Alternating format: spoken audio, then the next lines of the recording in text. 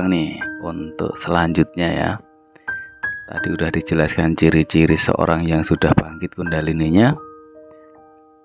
Nah, pada saat prosesnya nih Bang, misalkan kita lelaku nih ya untuk membangkitkan kundalini.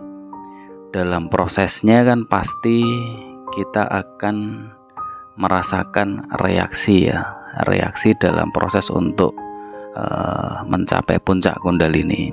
Nah, biasanya reaksinya itu apa Bang pada diri kita Bang? Mohon dijabarkan Bang. Baik, proses naiknya kundalini itu adalah proses untuk membersihkan segala hal-hal negatif atau ketidakmurnian. Karena energi kundalini itu adalah energi yang murni ya.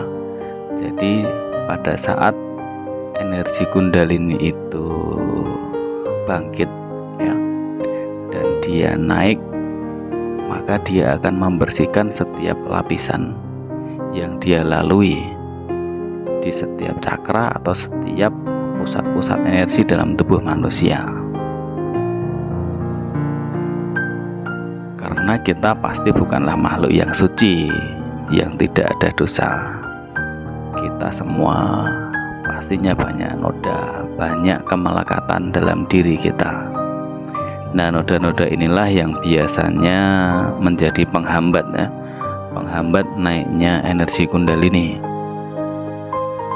Tentunya saat noda itu sudah melekat dan dibersihkan, pastilah ada reaksi.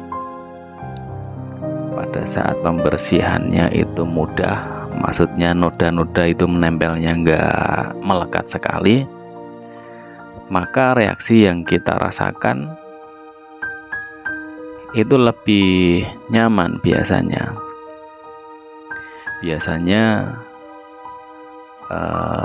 Intuisi kita itu akan meningkat sehingga bisa merasakan energi orang lain, bisa mengetahui sifat dan watak orang lain walaupun tidak ada komunikasi sebelumnya ya.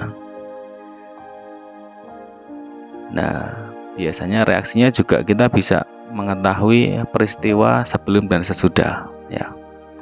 Jadi kita bisa melewati batas waktu ya. Kemudian bisa menyembuhkan baik diri sendiri maupun orang lain. Nah, tapi jika noda yang menempel dalam diri kita itu susah, kemelekatannya sangat kuat ya. Noda ini artinya energi negatif ya, atau pikiran yang tidak baik, emosi yang tidak baik dan sebagainya. Maka pergerakan energi kundalini itu akan terhambat.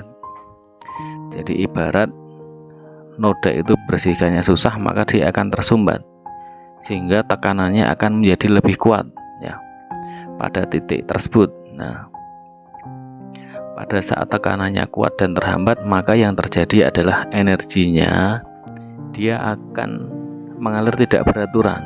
Nah, pada kondisi ini biasanya reaksi yang dirasakan itu sesuatu yang tidak baik ya, lebih ke merusak ya. Jadi bisa kita merasakan reaksi sakit ya pada bagian tubuh yang tidak jelas posisinya di mana. Jadi walaupun sudah diperiksakan ke dokter, tapi juga tidak diketahui penyebabnya karena apa ya. Jadi pada sakit badan ya. Kemudian pada kondisi ini pun juga biasanya seseorang tersebut akan menjadi sering was-was ya, dan tidak nyaman, sehingga susah tidur, menjadi depresi karena tekanan yang nggak jelas ya. Dia akan merasa gamang atau hampa, konsentrasinya menurun ya. Jadi yang dirasakan lebih kayak menyiksa diri ya, lebih suka menyendiri karena dia merasakan ketidaknyamanan saat bertemu dengan orang di keramaian atau di lingkungan yang tidak sefrekuensi sama dia, dan dia akan menjadi pribadi yang sensitif ya, sensitif terhadap suara orang, cahaya, perilaku orang lain dan sebagainya.